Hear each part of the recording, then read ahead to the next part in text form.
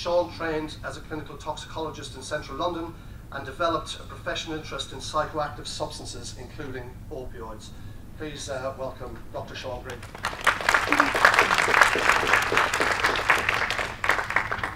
Thanks, Chris, for the introduction, and thanks for the invitation to speak to you today. So, I think we've got plenty of time, and I'd like to make this more an interactive session rather than me just lecturing you. I'm an emergency physician, clinical toxicologist. I don't know everyone's background here, and a lot of you will know a lot of the material that I present, but I hope that you learn something. If there's any terminology I use or things that you don't understand or comments, questions, as Chris said, please just raise your hand and we can have a discussion as we go through. So my job's really to talk to you about what fentanyl is, how it works, its effects both when used therapeutically, but also when misused, how it's used, and the harm that it's causing, not only here in Australia, but particularly in North America. And that's really important because many of you will be aware that we tend to follow the trends that are set in North America. So the oxycodone-related harm that North America saw in the 2000s and the early 2010s, Australia followed sort of 2 or 3 years behind that. And in North America, that oxycodone-related harm has been reduced through lots of interventions, but there's many more deaths from heroin, from fentanyl and fentanyl analogues. And so I guess our concern is that we don't want to go down that track as well. One of the unfortunate things that I guess I've got a perception of in my work is that people are always going to use substances. That's just part of human life. Some of us seek an alteration in our reality, and so harm reduction is really important. We can't necessarily stop people using substances, we can't stop people trying to seek an alteration in their reality, but we can reduce the harm. The concern regarding fentanyl and the analogues is that they are very harmful and probably definitely much more harmful than heroin, and so we need to be aware of that because I guess the worst case scenario is what's happening in North America is potentially coming our way. Okay, just a little bit about terminology, because you hear these terms opioids and opiates bandied about, and they're two different things. So opioids technically are any substance or drug that acts on an opioid receptor to produce an effect. So you may be surprised to hear that naloxone is technically an opioid as well, because any drug that interacts with the receptor produces a positive or a negative effect as an opioid. So they can be naturally occurring, so we all have endorphins in us that are released when we do things like exercise that make us feel good. They can be naturally occurring, so derived from the poppy plant, so morphine and heroin are examples, or they can be synthetic, made by humans, and fentanyl is one of those examples. Opiates technically are opioids that are derived from the poppy plant, so morphine and heroin, so they're naturally occurring and not synthesized by humans. So fentanyl is a synthetic opioid agonist, which means it's made by humans, it interacts with opioid receptors to produce a positive effect. In medicine, it's very useful because it's got a very rapid onset of action and a short half-life, which means that we can give it to patients who are in pain, acts very rapidly, provides great analgesia or pain relief, but doesn't last too long, and there's not a lot of hangover effect or effects later on down the track. But it's much more powerful than morphine, so about 100 times more powerful than morphine, 50 times more powerful than heroin. And ultimately, if patients die from fentanyl toxicity, then it's from respiratory depression. So it's just like morphine, just like heroin, reduction in respiratory rate, eventual respiratory arrest. So there's a few nuances or differences that I'll talk about in the way fentanyl acts, but primarily death occurs from respiratory depression and respiratory arrest. So fentanyl's been around a long time. It was first synthesized in 1959, and then it sat on the shelf at a pharmaceutical company for a while, started to be used therapeutically in the 1960s, and was scheduled under many of you would have heard of this legislation, this Single Convention Narcotic Drugs Act, where a lot of the drugs that we use therapeutically are scheduled under that legislation to say that they shouldn't be available for human use or they have the potential to be misused. I'll talk about analogues. So when I say analog, an analog is anything that's derived or based on the structure of fentanyl. So there's lots of drugs out there, many that you would have heard of, that have similar structures. In fact, there's over 50, and they're called analogues, so they're based on fentanyl structure. And some of those are used in the medical field as well. not all of them are controlled under this legislation. In 1991, the fentanyl patches came out, so many of you will be aware of the geodesic patch, and then there's another different type of patch that I'll talk about. And in 2009, the US, or the Federal Drug Administration, approved the use of a buccal patch, which is a soluble patch that goes on the inside of the mouth that releases fentanyl. But it's been used recreationally since the 1970s, just not to the same extent that it is now. How does it work? Well, for those of you interested in the pharmacology, it stimulates those opioid receptors, and many of you will be aware of there's 3 primary opioid receptors, the mu, kappa, and delta. Fentanyl acts mainly on the mu receptors, produces good analgesia, but respiratory depression, and it makes you feel euphoric, which is why people become addicted and seek further doses. So just like heroin, it's that mu receptor stimulation that produces the euphoria. Analgesia, sedation, which is what we want in the medical field, but respiratory depression, which is what leads to the harm. If you give it intravenously, the effect lasts for 1 to 2 hours. If you use a patch, then the patches are designed to go on every 3 or 4 days, and they slowly release the fentanyl over that time. One of the really important things to remember about the patch is that they work by creating a gradient between the bloodstream and the patch. So the patch is packed with a lot of fentanyl, and it moves across through the patch, through the skin, into the bloodstream because of that gradient. And eventually the gradient stops and there's no more movement. But there's still probably about 30 to 50% of the fentanyl left in that patch. So when patients or people take those fentanyl patches off and discard them, there's still hundreds of micrograms of fentanyl left in those patches. But they're just not able to be used in the normal way because there's not enough of a gradient to get them into the bloodstream. So that's a problem in terms of misuse, but it's also a problem in terms of safe disposal, in terms of children getting hold of these things.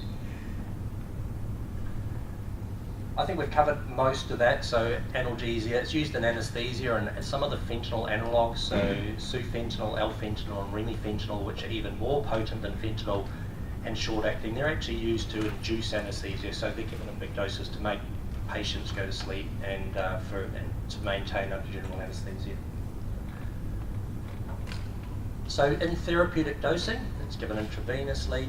It's not really active when we take it orally, and that's because the fentanyl is absorbed across the membrane and the gastrointestinal tract, and most of it goes straight through the liver from that part of the circulation. And the liver's really good at metabolizing fentanyl. So if I take a bunch of fentanyl orally, about 2/3 of that dose is actually inactivated as it goes through my liver and doesn't get to my brain where it has the effect. If I take it under my tongue, or if I squirt it up my nose, or if I inject it, then it gets to my brain before it gets to my liver. So it's active. And that's why we don't have fentanyl tablets, because they're not really effective. If you're a child and you take a fentanyl patch, then there may be enough to, even though 2/3 of it might be inactivated, there may be enough to actually get to the brain and produce respiratory depression and death. So it can be active if you take enough of it orally, but you need hundreds and hundreds of micrograms. And bearing in mind that a normal therapeutic dose is about 25 to 50 micrograms. The patches, the large patches, will deliver about 100 micrograms per hour. And I think they start at about 12.5 micrograms per hour. We use it in emergency departments via a nasal spray, particularly in children. So we have a device called an atomizer where we squirt it up children's and adults' noses as well, and it's absorbed across the nasal mucosa and works very, very well as an analgesic. Some of you might have seen the lozenges and these devices that are used in oncology. So patients with breakthrough pain, you can wipe those the ends of the sticks across the oral mucosa and get mucosal absorption of fentanyl. Okay. Any questions about how fentanyl, so given as a sort of therapeutic medical dose? Side effects, whenever you get any sort of drug and you pick up and look at the package insert, there's 300 different side effects that are listed, and fentanyl's just the same. The important thing, I guess, to remember is that it produces the same sort of side effects as heroin and morphine does, so sedation, constipation. It doesn't produce as much itch because it doesn't release as much histamine. So patients who are often on the oral opioids or heroin, we know itch is a problem. That's not as much of a problem with fentanyl. I mentioned, as in regards, I mean, is fentanyl just the same as heroin? Is it just stronger heroin? Well, yes, but also has this action of chest wall rigidity. You can see here, and when fentanyl is given as a bolus at a big dose very rapidly, it can actually act to almost paralyze the muscles that control our respiration. So you don't only get respiratory depression, you don't only get the brain turning off the desire for people to breathe, but you get a problem with the muscles of the diaphragm and the muscles of the chest wall actually working. And that's particularly common in young children when in the hospital setting. But if you have someone who's misusing fentanyl and gives themselves a very large intravenous bolus, then they may have respiratory depression, but also respiratory muscle paralysis, and that's peculiar to fentanyl. It's not seen with heroin. So that's another thing that adds to the problems. How long does that last for? It can last generally just the duration of the fentanyl, but normally less than an hour. But of course, if you're paralysed for 4 minutes or 6 minutes, then that's enough. So it can last long enough to produce death, I guess, is the important thing. In terms of misuse, it can be used in lots of different ways. Taken orally if you have enough of it, smoked, snorted, injected. You can place multiple patches on the skin to get a big enough a dose to give you euphoria. You can take the gel reservoir out of a patch. You can pull it out using a syringe and a needle, or you can strip it and take that orally so that you get a rapid absorption. You can inject the gel patch as well. And I'll talk a little bit more on the next slide about the different types of patches. But you can also boil the patches to extract the fentanyl into the water and then inject the water intravenously. So there's lots of different ways of taking it. So this is a structure of the two patches, and the top patch is the duragesic patch. So that's got a gel reservoir in the middle, and the fentanyl is quite easy to extract from that. If you just put a needle in and a syringe, you can literally pull out the gel and inject the fentanyl, and there's many hundreds of micrograms within that gel. The second one is an adhesive matrix, which is much harder to extract, and it was manufactured in response to the abuse or the misuse of the duragesic patches, but you're still able to boil that patch and extract some of the fentanyl, so they can still be misused. Lots of different nicknames. Does anyone know the nicknames that are used? Because I don't know what's used locally. People here do. Klein? How thick is the gel? How thick is it? Oh, 2-3 millimeters? Yeah. I mean, there's still a degree of dexterity that's needed to do it. Your 4-year-old hopefully won't do it at home, but... Really viscous, like really? Yeah. It is viscous, but it's still able to be injected. So mixed with water and then injected? Personally, I don't know. Citric acid, so you usually use lemons to Here we dissolve go. like an alcohol. Yep. Sorry. Some of these slang names pertain to or relate to other fentanyl analogues. So China White, for example, has been around for 30 or 40 years.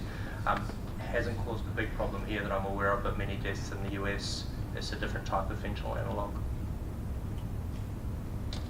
So I guess the one that's making the news in terms of fentanyl analogues at the moment is carfentanil. Have we all heard of carfentanil? This is a really scary fentanyl analogue, and the main reason is that it's 10,000 times more potent than morphine, or 5,000 times more potent than heroin. So a lethal dose is 1 grain of salt. So it's used to sedate large animals like elephants, but it's also predominantly overseas in North America, sometimes used to increase the potency of heroin. So I guess it's all about the market and making money. If you've got a powder that you can sell is much more potent and you can sell less of it to get the same effect, then you're going to make more money. So putting fentanyl in your heroin powder or putting carfentanil in it is going to give you more bang for your buck, and it's going to make you as a dealer more money. But you only need a grain of salt of carfentanil to produce death, and it can be absorbed across the skin. So if you have a look on the internet in terms of vets using this stuff, they're all literally clothed in a spacesuit to stop the fentanyl or the carfentanil powder getting on their skin because it's so potent if it's absorbed. Okay, so I guess most of you will be able to answer the question, why the fuss? Well, the fuss is that this stuff's much more deadly than heroin, and there's some work from the Sydney injecting centre that shows that if you take fentanyl even under supervised conditions, you're much more likely, I think 2 to 5 times more likely to suffer or to be suffer an overdose requiring naloxone than if you use heroin. So much more potent, much more rapid onset, much more ability to produce respiratory depression, and much more deadly. An overdose looks just like a heroin overdose. So sedation, respiratory depression, small pupils or pinpoint pupils. I just need to qualify that. We have a lot of problem in a medical setting of patients or people presenting with sedation and respiratory depression where a junior doctor will look at the pupils and they won't be pinpoint. They're not always pinpoint. So if you use methamphetamine and heroin, then the methamphetamine's trying to make your pupils dilated, the heroin's trying to make them small and they settle up mid-size somewhere. So I'm not sure if Coke covers that point in terms of their naloxone guidelines, but personally, if you have a client or a person, a patient who has respiratory depression and sedation in the context of possibly using heroin or fentanyl, and their pupils are mid-size, I'd still suggest using naloxone. You don't have to have the pinpoint pupils. Okay. Yeah, just to clarify, we all say when Just give give it. naloxone. Yeah, it's an incredibly safe antidote. Yes. What's the likelihood, you're saying with it, they can get that chest around stuff, what's the likelihood of there not being a heartbeat? Well, ultimately the heartbeat is not there because of the lack of oxygen. So the first step is respiratory depression, stopping breathing. So with fentanyl and carfentanil, when you look at some of the user reports and some of the deaths, people, and I think Chris circulated a story about someone who literally was with a friend, used, and then the friend went to the other room and came back 2 minutes later and there was death. So that doesn't normally happen with heroin. We know most deaths with heroin sometimes take 10 to 20 minutes to occur, but with these drugs you can get almost instantaneous lack of respiration, so apnea or respiratory arrest. Technically it takes about 4 to 5 minutes for the heart to actually stop in that case, because you've got to run out of oxygen from your respiratory arrest. So Does that answer your question? Yeah, I just wondered whether the chest getting paralysed would do anything to the heartbeat.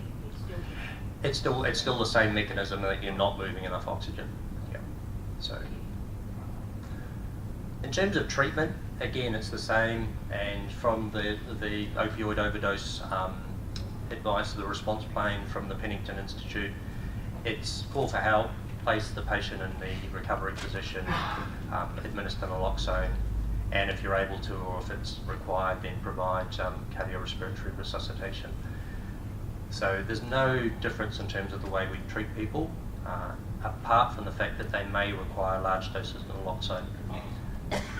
And I think, again, what Chris said, if you're in doubt, give the naloxone, give another dose. It's an incredibly safe antidote, and would rather you be giving it. You're unlikely to run into trouble if you're giving too much of it. There's no such thing as too much, as long as you're not giving it all at the same time. Any questions about that? What's its affinity like? So the affinity is much the same as morphine and heroin. It's just the effect on the receptor is much more. So it's a good question because you get the same sort of number of receptors bound as heroin. So technically, when you think about it, you should just be able to reverse it with the same dose of naloxone. But bearing in mind, if a user is, or a person is taking heroin that's been adulterated by fentanyl, there may be a large amount of fentanyl in that as well. So the bottom line is, if you're not getting a response with the first dose of naloxone, to give another dose. But you're not having to stimulate 1/10 of the number of receptors to get the same effect. It's the same sort of number of receptors, it's just a more profound effect. In terms of global deaths and harm, drugs like China White, which we'll talk a little bit about, which is alpha methyl fentanyl, have been around a long time, and the reason they're around is that they are not as easily metabolized as fentanyl, and so some of the analogues are preferred by people for misuse because they last a long time. So one of the problems with fentanyl is that you get a high, you get the euphoria, but it doesn't last a long time, and some of the analogues will give you 6 or 8 hours of euphoria, and so they're preferred. but often the deaths have occurred because of adulterated established products. So in Chicago, Detroit, 2005 to 7, it's adulterated heroin. In British Columbia, many of you will be aware of a very large number of deaths in 2016 to 2017, and that was thought to be adulterated oxycodone tablets. So tablets that have been imported from Asia that have been adulterated with fentanyl or carfentanil, and users or people thought that they were actually smoker and injecting OxyContin. Okay. And then in 2016, if you have a look at some of the US websites, and particularly the CDC website, there's a really large jump in fentanyl overdoses in 2016. So 20,000 people in North America and the USA in 2016. Some of that is going to be people moving from OxyContin to another product, and that's one of the downsides whenever you reduce harm or restrict availability of a product. All of those people who are in the community that are still using it look for something else, and I guess there's a bit of concern about what's going to happen with codeine at the moment now that availability over the counter has been restricted. We are not seeing any effect from that. There's probably a lot of people that have got codeine stockpiled at home, but at some stage, if you're addicted or you're using codeine, then you're going to need to move to something else, and we're all waiting to see what that might be. I guess let's hope it's not fentanyl. So in terms of, and this is some data from the coroner that's come through, Sophie and Chris. Not many deaths that have been attributed at the moment to fentanyl in Victoria. Coroner's deaths and the way they're classified are always difficult, and that's certainly not a criticism of the coroner, but it's very hard to tell often why people die, and if you have an autopsy that shows a relatively normal findings in terms of organs, but you find one of these drugs in the bloodstream, then it may be that the conclusion is that fentanyl has caused death, and the same with oxycodone. But I guess the important thing is that this figure's not 20,000 like the US, and let's hope it stays low. There's also the possibility that this has been classified to represent pethidine or tramadol. Now, pethadine's not very widely available, so it's unlikely to be that. And tramadol taken in overdose doesn't tend to cause deaths like fentanyl does. So I suspect that most of these numbers are actually fentanyl rather than tramadol or pethidine. What else is out there? Well, I guess that's the other concern, is that there's lots more analogues. I mentioned briefly China White, and that's been used for many years because it lasts longer than fentanyl. But when you look at, this is data from the United Nations Office of Drugs and Crime, and they have an early warning advisory system. So they take information from websites, from poison control centres, from coroner's data, and these are all some of the fentanyl analogues that have been reported in North America, Asia, and Europe in the last sort of 4 or 5 years. And so there's a lot of things out there, and they can be manufactured from ingredients that you can buy online, and that's the other problem. So when you look at a drug like cocaine, we don't see a lot of cocaine in Australia because it needs to be imported, and it's difficult to import cocaine to Australia as opposed to across the border to North America. But fentanyl can be manufactured here. Okay.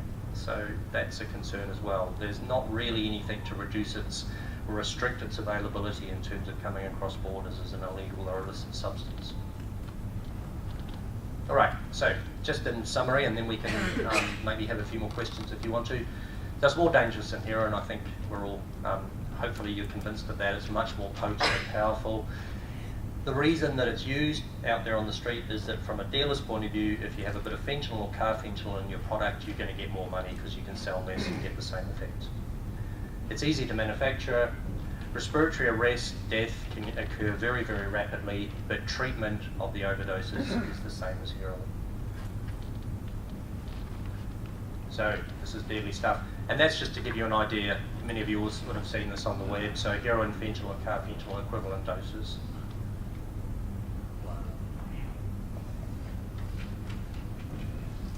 Given that it takes a while for the coroner's figures to come out, do we have any early warning system? That's a really good question, and we don't have the same early warning system that's been in places in Europe and North America. I don't know whether I can answer that. I can say that there's no official early warning system. I would hope that we work closely with the Victoria Institute of Forensic Medicine, so we do have sort of unofficial access to a lot of their data in terms of deaths that they're seeing, and the Maurice O'Dell, who's the associate professor in terms of clinical toxicology there, I see them on a weekly basis, and they're not reporting any more deaths at this stage, so that I'm aware of. And the people who died at the 13 and the 23, are any of them people who were taking it legally? So that, again, a really good question, and it's a project we're running at the moment. So I don't know is the answer, but the big question is whether, so, and it's a wider question. We have a lot of concern in the community about death, and if you look at from opioids or prescription analgesics or prescription medications full stop. So if you look at some of the newspaper headlines over the last few years, more people died from pharmaceutical medications than on the roads. So many of you will see that, so 300 to 400 people. What we don't know is how that happens. Are these people who are all recreationally misusing these substances? Is this a middle-aged housewife with back pain who's become hooked on OxyContin and then started on methadone, who actually therefore has an accidental overdose? So the Penington Institute have done a lot of work to show that there's an increasing number of accidental deaths, which are very concerning. What I want to know is where that accidental death originates from. So who's prescribing those drugs?